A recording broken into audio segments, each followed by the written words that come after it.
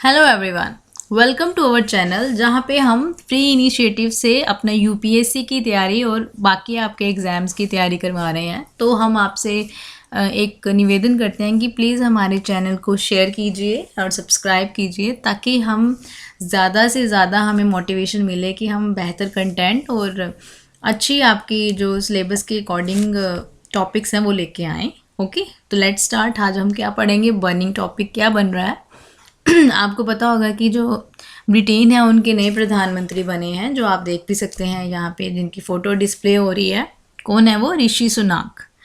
तो इतना क्यों हाइप हो रहा है? क्योंकि ये बताया जा रहा है कि ये इंडियन डिसेंट के हैं और इनकी जो वाइफ है वो नारायण मूर्ति, जो इन्फोसिस के फाउंडर हैं, उनकी बेटी है। तो ये थोड़े बहुत इनके रूट्स कहाँ से आ जाते हैं? इंडिया से जुड़ रहे हैं।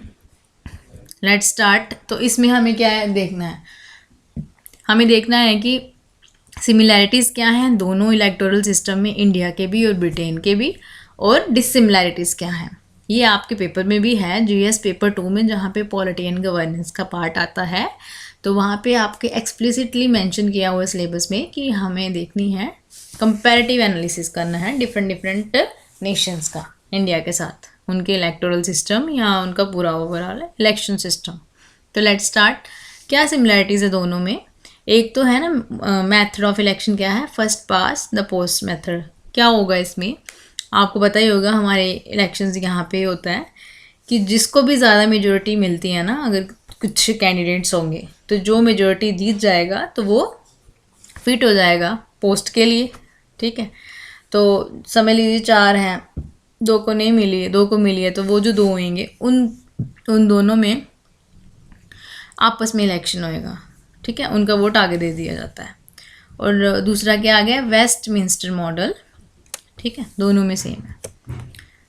नाउ कम्स कि ब्रिटेन और इंडिया में वेस्टमिंस्टर मॉडल तो है ही है, बट इनके कॉमन फीचर के साथ साथ कुछ स्टार्किंग फीचर यानी कि कुछ डिफरेंसेस भी हैं। ओके, तो क्या है कि ये लोग क्या करते हैं अपना जो है ना एक फिक्स्ड शेड्यूल रखते हैं।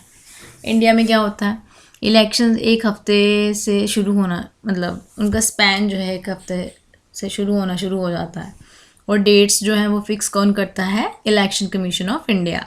बट ब्रिटेन में ऐसा नहीं है, वो खुद प्रधानमंत्री जी ही वहाँ के जो हैं वो फिक्स करते हैं date of election.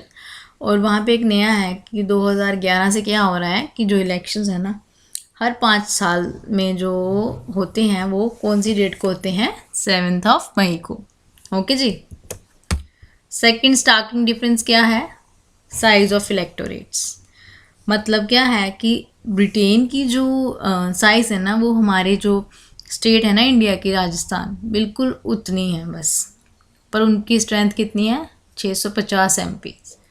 But India का तो आपको पता ही होगा, एरिया भी कितना ज़्यादा है, पॉपुलेशन भी कितनी ज़्यादा है। ठीक है, टोटल स्ट्रेंथ 543। बट इलेक्टर्स जो है ना दोनों के, ब्रिटेन की और इंडिया में, बहुत ज़्यादा डिफरेंस है। वहाँ के MPs कितने हैं? सिर्फ और सिर्फ 70,000, पर इंडिया के कितने हैं? 1.6 मिलियन इलेक्टर्स। ओके, ये आ गया डिफरेंस। उसके बाद क्या है कि उनका जो इलेक्शन होता है ना, कॉस्ट इफ़ेक्टिव होता है और ट्रस्ट बेस्ड होता है। कैसे? देखते हैं। इलेक्शन कैंपेन जो ब्रिटेन में है ना, बहुत ज़्यादा सस्ता है। क्यों? क्योंकि जो जिसने खड़े होना है इलेक्शन में, तो वो डोर टू डोर विज़िट करते हैं अपने एजेंट्स के, और वहाँ पे टीवी डिबेट्स जैसे हमारे होते हैं यहाँ पे इंडिया में, पॉलिटिकल एडवर्टाइजमेंट्स न्यूज़पेपर में जैसे दिया जाता है, इश्तिहार दिए जाते हैं ना, रेडियो में आप सुनते हैं, टीवी में कहीं कहीं एड्स आती हैं, कोई एक्टर्स दे रहे हैं या कुछ भी, वहाँ पे ऐसी परमिशन नहीं है।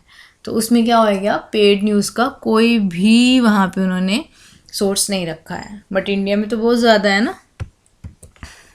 नेक्स्ट कि यूके में उनकी ना एक्सपेंडिचर लिमिट है इलेक्शन की, पार्टी के लिए भी है और कैंडिडेट के लिए भी है।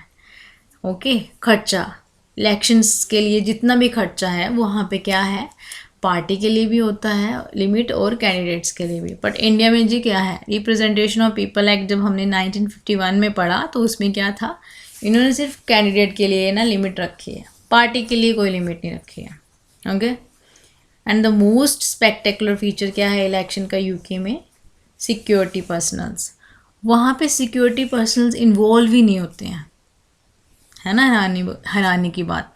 क्यों? क्योंकि वहाँ पे ये नहीं होती है ना, दंगे नहीं होते हैं, रिगिंग नहीं होती है, बूथ कैप्चरिंग नहीं होती है, मास इंसर्जेंसी नहीं होती है।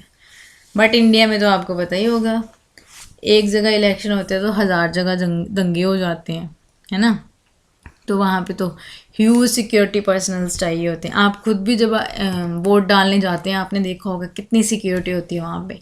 एक एंट्री पे होती है, एक वहाँ पे लाइन में लगी होती है, एक जो अंदर होती है, फिर बाहर आने के लिए भी जो वहाँ पे लगे होते हैं गार्ड्स, है ना। तो ये प्रॉब्लम आ गई। उसके बाद इलेक्टोरल रोल्स में क्या चेंज आई है। वहाँ हमारे यहाँ पे होता है ना, फ़ोटो आईडी चाहिए जी पोलिंग में जाने के लिए, और हमारी उंगली पे भी वो निशान लगा देते हैं ताकि लोगों को पता चल जाए कि इन्होंने वोट दिया है। बेसिकली ये क्यों शुरू हुआ था? इसलिए शुरू हुआ था कि ताकि वो बार बार वोट ना दे सकें, क्योंकि वो इंडेलिबल इंक जो होती है ना, वो मिटती नहीं है। बट यूके में उनको अपने जो जनता है, अपनी जो पब्लिक है, उन पर इतना भरोसा है कि ना ही वो फ़ोटो लेते हैं वोटर की, और ना ही फ़ोटो आईडी लेते हैं, ओके, ना ही उनकी उंगली में कोई निशान मारा जाता है। ठीक है, वहाँ पे इतनी ट्रांसपेरेंसी है और ट्रस्ट है। इवन कि वो किसको फोकस करते हैं ज़्यादा? वर्क को रादर देन हॉलीडेज़ को। क्यों? कैसे पता चलता है? कैसे पता चलता है? क्योंकि वहाँ पे जो इलेक्शन वाला दिन होता है, वहाँ पे छुट्टी नहीं होती है, उनके टाइम स्लॉट्स होते हैं। जैसे हम कोई एग्ज़ाम देने जाते हैं ना, तो हमारा टाइम स्लॉट होता है, पेपर 1 जो है वो इतने से इतने होएगा, एंड पेपर 2 इतने से इतने होगा। तो उन्होंने वहाँ पे भी ऐसे रखा हुआ है कि वर्किंग जो काम कर रहे हैं वो अपना वोट, जो जॉब पे जा रहे हैं ना वहाँ पे, तो वो अपना वोट कितने बजे देते हैं? 7 से लेके 10 बजे तक, या फिर आफ्टर ऑफिस आवर्स।